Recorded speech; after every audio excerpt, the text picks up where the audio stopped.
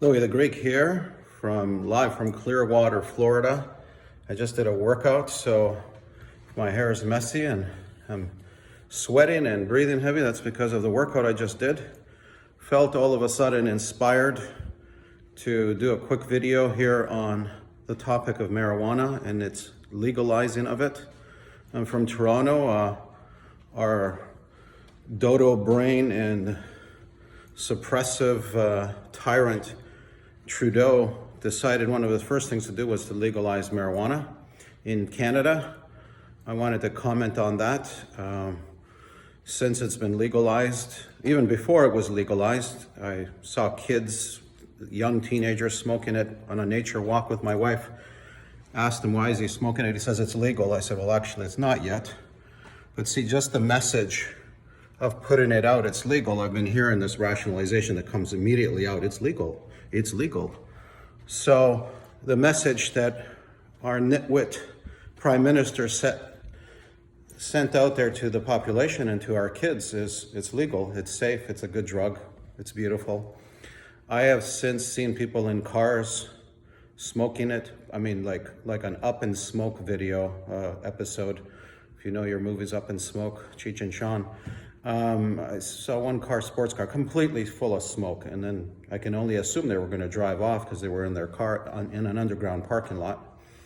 Seen it at my office. One guy passed out in the back seat. The other two smoking away. I called the cops, said, these guys are going to drive, completely high and put everybody at risk. Could you please get here? By the time the cops got there, the police, the vehicle had driven away. This is the kind of stuff that marijuana is doing. It's in Toronto. I'm born and raised in Toronto. I've never smoked pot in my life. I've had lots of friends smoke it, and I've watched what happened to them and how they are. It is not a good message to legalize it. It is not a good message to say it's okay to smoke it. What's next? Cocaine, heroin, what's next? So, Louie the Greek is 100% against the legalization. I was in Los Angeles some years ago, a place where I learned PR, marketing, survey training. Maybe 15 years ago I did that training. I went there 4 or 5 years ago with my sales team. Horrible. I smelt it everywhere. You can just see the effects of it. It slows people down, it slows their mind down completely. It stimulates them physically and spiritually. This is one thing that dodo birds out there the governments here in charge don't look at or don't know is there's a spirit here, and the spirit can get restimulated. When you're high, your analytical mind gets reduced. So what kicks in is you're reactive. Your subconscious starts to come in on you and starts playing things back and doing things to you. So that can make you do things you don't necessarily want to do when your analytical mind is fully on. I had a dry cough for years until I found it came from an incident, a drug incident, in this case alcohol. Then it went away right away. If you want to know what I'm talking about, read the book Dianetics. Dianetics covers this and has had this data out there since 1950. So I've read the book several times. It's the most amazing book I've ever read on the subject. So my goal here is not to pitch anything necessarily, but to give you the data. Look, I see it on Mondays when I wake up. On Mondays when I start driving, I see drivers that are not with the program. They're turning in on me when they shouldn't be turning in on me. I can tell these guys were high on the weekend. They might not be high right this second, but they were high on the weekend. And now they're driving Monday with the rest of us, in a non-stable, non-aware, mindset. So Louie the Greek is 100% against legalizing marijuana. I think that should not be allowed anywhere on this planet. It does lead to other drugs.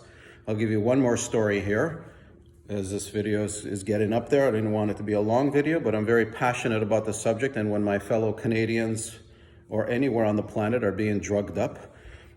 The other story I had was one of my friends here that I've known since kindergarten has been smoking pot all his life. And you talk to him now, he's fried. He can't even talk, and he's been smoking nonstop all his life. And another story is I had a Muslim family approach me. They knew I didn't do drugs, and they said to me, "Can you help me with my son?" And I said, "Of course." And they left me alone with their kid. Now, they brought him up not to smoke cigarettes, not to smoke any drugs, not to drink.